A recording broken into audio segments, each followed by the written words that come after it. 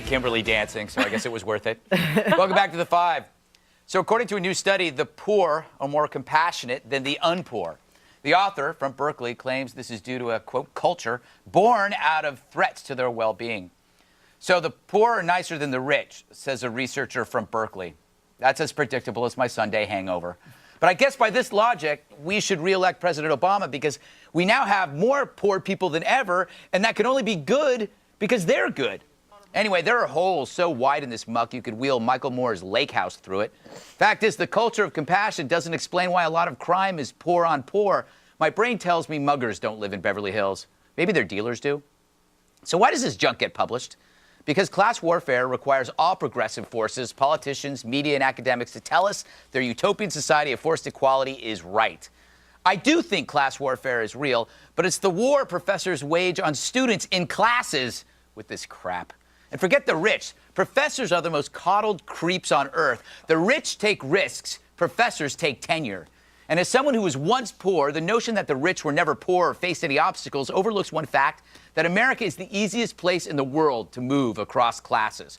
Seriously, if I can make it, anyone can. True story. Yes. Yes, Michael sir? Moore's lake house. Yeah, lake Very house. nice. Thank Great you. Like that a little, I added that in. It's a beautiful house. Since you're already talking, Eric, okay, imagine, imagine. This is going to hurt. No, imagine if the researchers found the opposite result, that the rich were actually more compassionate. Would that have been published? Yeah, no. we didn't hear about it. But your point is very well taken. Obama must be thrilled with this report. 44 million people are on food stamps right now, so a lot more great people under the Obama administration. He's creating a great society.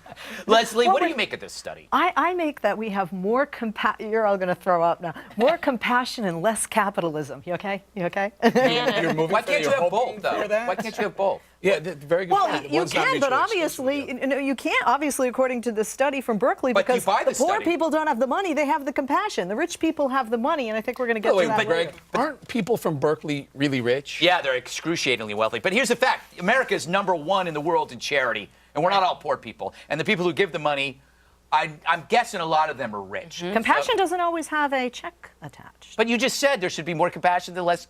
You're confusing me. You said less capitalism, more compassion. Now you're saying it's not important. Kimberly. Yes. Can I just tell you where Yes. you went wrong with this? What? Berkeley. Yes. I mean, why are you giving this any credibility whatsoever? I agree with you in your intro that it's just ridiculous. I mean, this is what they come up with in Berkeley because they have so much money and so much time. Look, I did this story because it practically writes itself. That's true. Andrew, what did you make of this? Isn't this just another quill in the class warfare archery set? Ooh.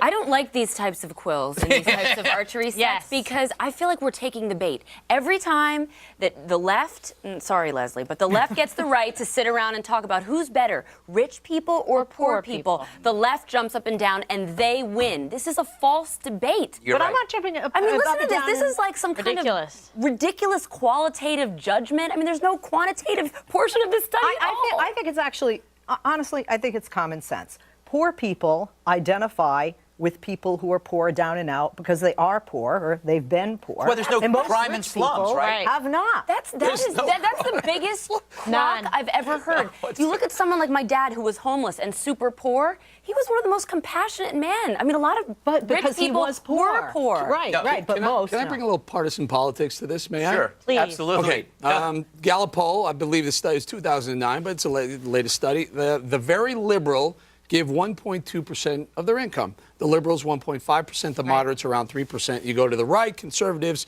3.6%, and very conservatives, 4.5%. So if you take conservatives on the right, liberals on the left, the conservatives give 300% more as a percentage of the income than the liberals. Because What say they have more money, and There's we some pretty liberals, rich libs we in liberals Congress. we liberals like to get on a plane and go to Haiti, not Pelosi. just send a check through It the mail. wasn't how much money you make; it's as a percentage of your income. So it's your givability. But giving isn't just conservatives money. give way more than liberals. Financially, absolutely. But what about time?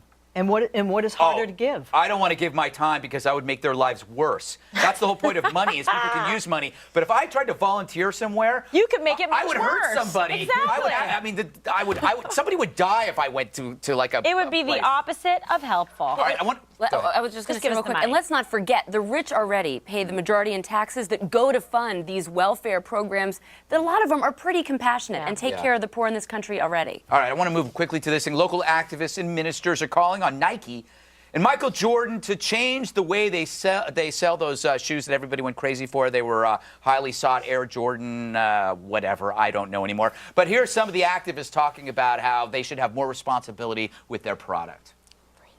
It is the responsibility of Michael Jordan and Nike to stand up and be a part of the solution. Right now, it's a public safety issue with children wearing those sneakers. The people that can least afford these shoes are buying these shoes. And what happens as a result of that? Well, there's more crime. Trying to make it logical, we're simply saying that it's going to take all of us collectively to take responsibility for making a change. Does that make any sense at all to you? That What? somehow I don't know what he said.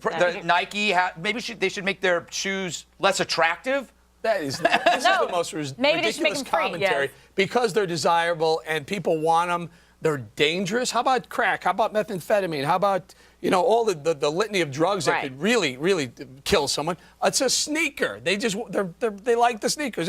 Kids like this music. People Kids like love music. iPods and iPads and anything made by Apple, right? I mean, Yeah. How And dare people- they? How dare they, Nike, create a product that people want? Yeah. outrage And segment. how dare Michael Jordan actually put his name to a product that people actually want to buy? But the argument in this was that the minister said that the shoe was unaffordable to the people that were trying to buy it, and then you saw that violence there. So where did that whole poor compassion argument go? This isn't just about Air Jordans. I mean, in Los Angeles on Black Friday, a woman pepper sprayed over 20 people to get electronics, and she's still at large. Yes, we Yeah. said that on there. Thanks, Mom. And so this to me comes from the parents and comes from the home. And I know Yeah. it's creepy when I sound like a conservative, you guys, but No, it's awesome. but seriously, this comes from parenting. We're This Michael Jordan brainwashing can her. get up there and say, "Stop this violence." When I lived in Chicago and people were shooting their guns in the air when the Bulls, won their victories, and he did, and Dennis Rodman and others got on television and said, "Stop the violence." They didn't stop.